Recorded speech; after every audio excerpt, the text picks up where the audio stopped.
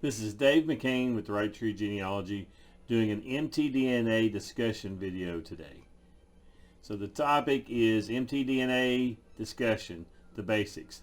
Mama's DNA says we are related.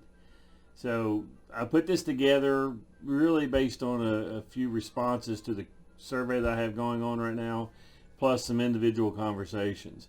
This is by me, Dave McCain, with the family genealogist with the Right Tree Genealogy. And a disclaimer on this, all information is based on my personal experience as a researcher.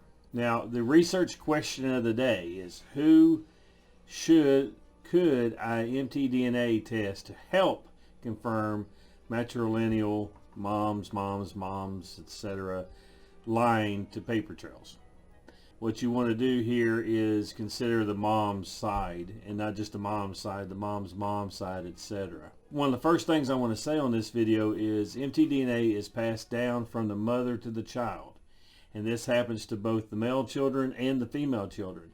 However, only the female children will pass that mtDNA on forward to the next generation, and that's what makes this the mom's DNA. Now, during a recent conversation with a friend, and that's what this says here, we were at lunch and I grabbed some salt and pepper packets to discuss the mtDNA. It led me to this presentation. So I'm using the pepper packet as the male line and the salt packet as the female line as this example throughout this rest of this video, to give it a little bit of just a kind of a fun statement of how you can use anything to illustrate to somebody when that's what's available. Now, the next thing to this is mother's stair steps, okay? Mothers, etc., all the way back to mitochondrial E. So if you look at this, you got your mother here, and then it steps up to the grandmother, great-grandmother, great-great-great-great-great-great-great-great-great-great-great-great-great. I think I said enough of them there. Grandparent. To find mtDNA, always follow the stair step of the mother. You're always going on a straight line just through the mother's line. There cannot be any males in this for this test to work correctly. Now, with that said, I'm representing a family with using the salt and pepper packets example that I used during that luncheon. So the parents are the fathers, the pepper here, and the mitochondrial DNA or the mtDNA mother is here. They have 4 children, 2 boys and 2 girls. So we go to the next part of this. Who has the mother's mtDNA here? The first son, the second son, the first daughter, the second daughter. All of them inherit the mtDNA from their mother. Again, mtDNA is passed from the mother to all the children. Now, next generation review. So you have the mother here, you have those 4 children I pointed out earlier, and here's all the grandchildren. So who has grandma's mtDNA? This grandchild, because that's through the daughter, this grandchild through the daughter, this grandchild because it's through the daughter, and this grandchild because it's through the daughter. Very important piece of information here. It did not pass down through the sons on this side. It only passed down through the daughters and to their children. Now, I'm simplifying it here for the next step, as I'm only going to focus on the females to the great-grandchildren. Again, we have already ruled out that the males can pass it forward, so here's the next set of grandchildren here. So you have grandchild number 1, 2, 3, 4, 5, and then later born is 6 and 7 over here. So who still has great-grandma's mitochondrial DNA or mtDNA? Well, this one, it's a daughter to this child, to this child, daughter to this child, to this child.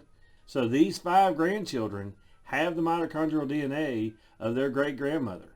These, coming through the son's line, do not. They have their mother's side, but not the grandmother we're talking about here, the mtDNA that's important for this discussion.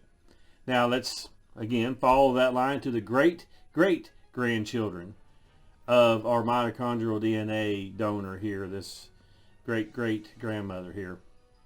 So let's look at this and go, so who still has great-grandma's mitochondrial DNA? Well, this one through the girl's line here, this one, and this one. notice what happens here.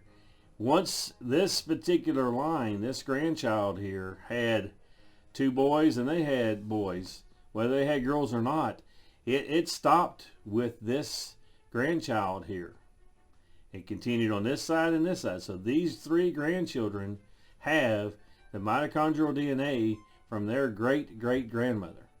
Now, I put this on a table to try to make it even represent what you're really seeing here. Those that will have mitochondrial DNA or mtDNA matching to the great-great-grandmother, well, she's the parent here of these children. All 4 of her children had it, boys and girls. But when it went to her grandchildren, or grandchildren of her 2 daughters all have it.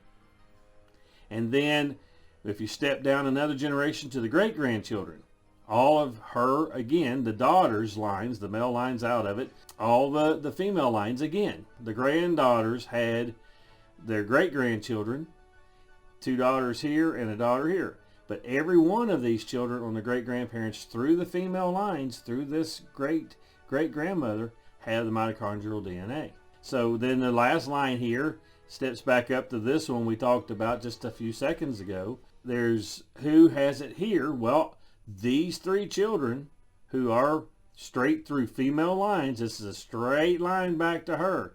This is a straight line back to her.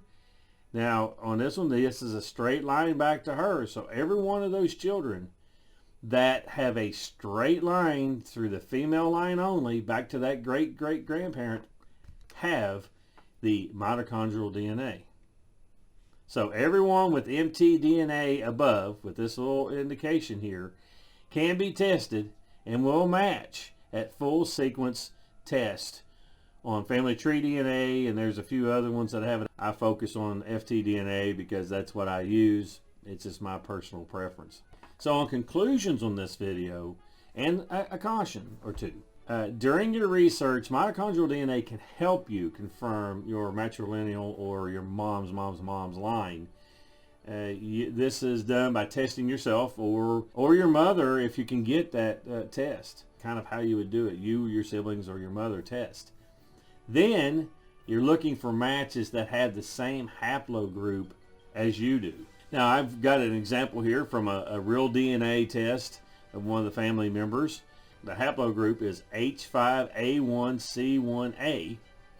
And if you happen to be able to test your 4th cousin, and that you say is paper trail wise, that you guys meet up to that, if I go back to the previous chart here, if it goes back to this lady up here at the top, if that 4th cousin ventures all the way straight back in the female line back to this donor there, here, then by paper trail, it's the mother's stair steps that we showed earlier. Then that person will have the H5A1C1A. There could be a mutation, but very likely you're going to have the exact same match, especially if your paper trail works. Now, if you do not match that 4th cousin, one of you have a bad paper trail. One of you are not a straight line. One of you went female, female, female, male, female, female, female, and you jogged up a step there, and you're not going that straight line we're talking about earlier. So you have to figure out where the matrilineal break took place, and that's part of your research that you need to do. And also here at the bottom here, I want to do a point of caution. Just because you match a tester, it does not mean it's recent. Okay, unless you have a test like we're talking about here, you test a 1st cousin, a 2nd cousin, a 3rd cousin, 4th cousin, and you've got the paper trail and the family information about it. It could be, without the paper trails in hand to actually match to that person, you could be several hundred years between you and that person. You still go back through mitochondrial Eve. You still go back through. So if you have that match, you are within probably 400 years, based on looking at some data on ftDNA, you're probably within 400 years. But it doesn't mean you're within, your grandma or your great-grandma or your great-great-grandma or even your great-great-great-grandma. It could be further back. If you do not have, and I want to make that point right here, if you do not have this paper trail, So this video was to cover mitochondrial DNA. The question that we had at the beginning of this is, who could I mtDNA test to help you confirm? Well, when you look at that chart that I had at the very bottom of this, so when we scroll all the way down to the bottom here and show this again, any of these people, if you are at the great-great-grandchild level, these are the 3 that you can test that will match. If you're at the great-grandchild level, these are the 5 that you can test, and so on up this chart. Okay, those are the ones that you can test that will match you if you're trying to confirm a line. Let's say you think you know who this great-great-grandmother is, but you don't know for sure. So if you've got somebody that tests that has the paper trails, you can see this, and that helps you confirm that. You're having this help you in your research. So the last point I want to do in this video is mother's stair steps. Just remember, you're going up a flight of stairs, up your mother's, etc. line to mitochondrial Eve. You got to keep the stairs going straight in order for this test to work for you. So consider giving a thumbs up, turn on that bell notification, consider subscribing here to the channel, and watch some of these other videos for additional training that I give covering a multitude of topics, DNA to road trips to just how to research on some of the websites. Let's do this together.